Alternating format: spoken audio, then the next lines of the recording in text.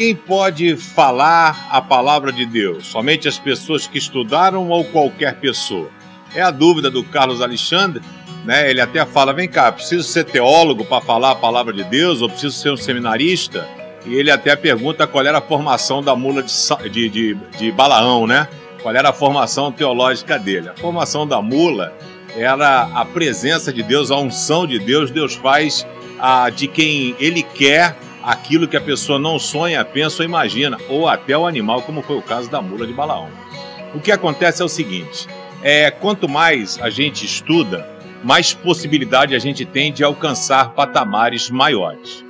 A gente tem um exemplo na Bíblia de Pedro e Paulo. Pedro foi o cara que conviveu com Jesus, foi a pessoa que esteve lado a lado com o mestre, que viu os ensinamentos, viu o que poucas pessoas viram. Só Pedro, Tiago e André que entraram, né, na casa lá de Jairo e viram um milagre, eles que estavam lá no Monte da Transfiguração.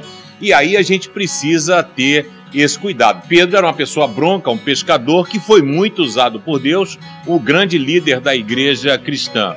Mas o apóstolo Paulo era doutor na lei, o fariseu, estudante aos pés de Gamaliel, e Paulo, ele tinha cidadania romana, ele falava aramaico, hebraico, grego, latim.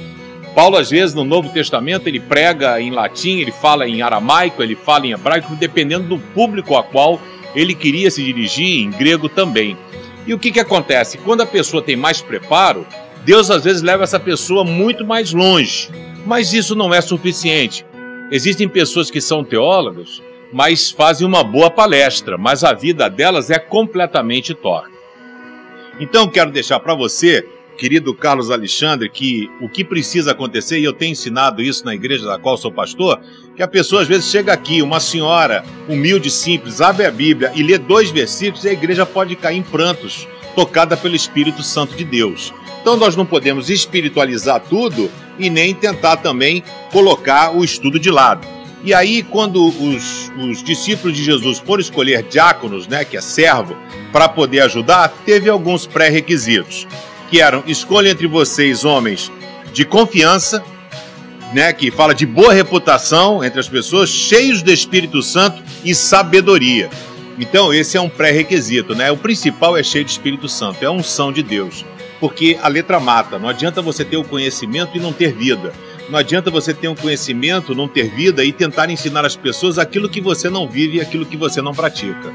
Então, a teologia vai ajudar você a ensinar as pessoas, a passar um pouco mais de conhecimento. Estuda grego, hebraico, história do cristianismo, outras coisas que vai ajudar no preparo de uma pregação.